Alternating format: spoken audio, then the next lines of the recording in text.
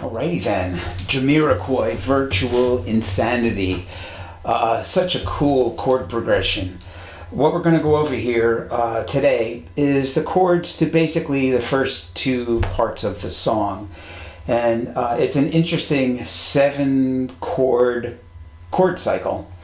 And let's just jump right in, and I'll show you the chords, and then I'll explain how I voiced them, and I play them two different ways. I try to emulate the piano part, then I do sort of like a funky, more guitarish part. So here's the chords. E minor 7, and I play an E minor 11, then it's A13, a D9, and a G major 7, to a C sharp half diminished, C major 7, B7, sharp 5, and then E minor 9. So these are the first chords. Now I want to point out that I'm playing a line here. Right? So I'm playing G on top of my E minor 11, and so my E minor 11 is E, A, D, G. And then it moves down to my A13, my F sharp, and then the F sharp moves down to the D on my moves down to the E, sorry, on my D9 chord, and then to the D on my G major 7 chord. So I get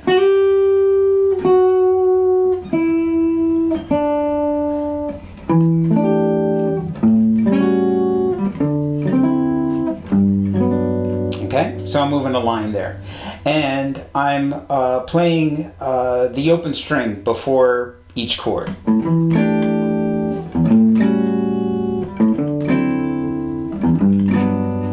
So here, technically, I'm doing an A note on the 5th string to the E, then an open E to the A, an open A to the D, an open E to the G. And I'm not really thinking too much about, like, does that work harmonically? And it pretty much does, but it's more just to get that sound.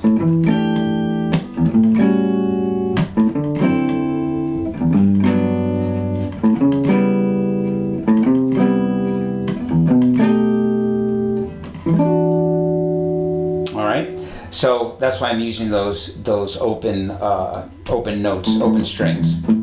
So back to where I was, the first line, right? And then when I go to the C sharp half diminished, I got an E on top, E on top of my C major 7,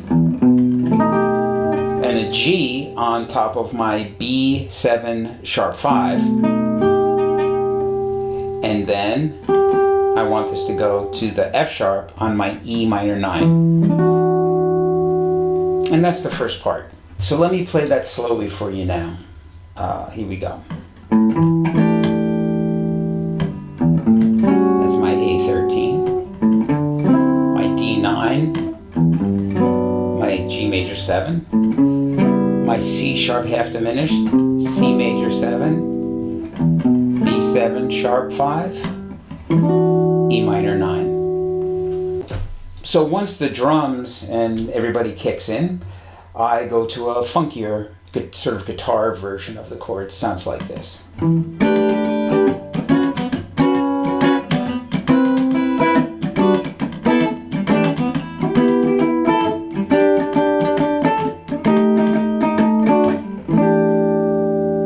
So once again, I still am working a line on top of the chords. So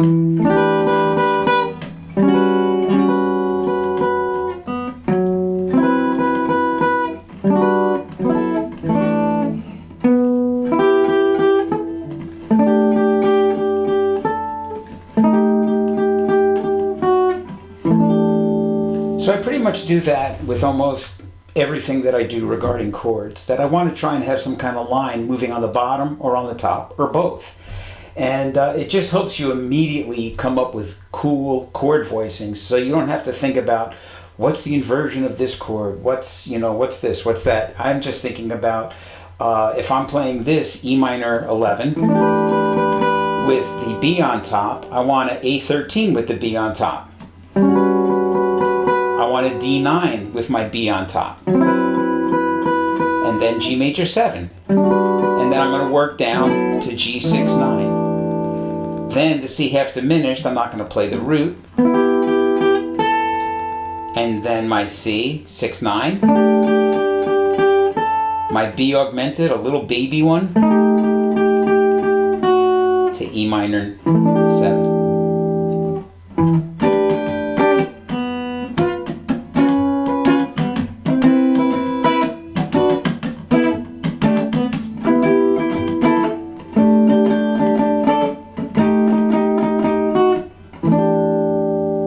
So the chords, like I said, are E minor 7, it's actually E minor 11 with the B on top, A13 with a B on top, the 9, but I don't play the root. Then I'm playing the D9 with the B on top, which makes it a 13, but I'm not playing the root there either. And then the G major 7 root on the 4th string. And then I'm just walking down with 6-9 chords to a G6-9 with no G in the bass.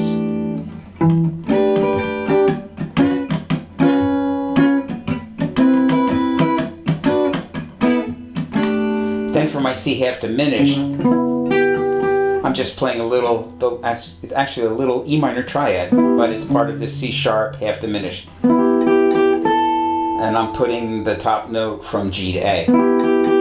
Then I go to my C6-9, no root, same melody, and then my B, but I'm not playing the root, back to E minor 11. And that's it, that's all the chords. There's one more part to this little video that I did where I take a little solo showing how I negotiate these chord changes, because they are not super unusual, but a tiny bit unusual, and that'll be subject for our next little lesson. But for now, let's just get these chords down and get them going. And I hope you enjoyed this lesson, and don't forget to subscribe and like, and until next time, peace.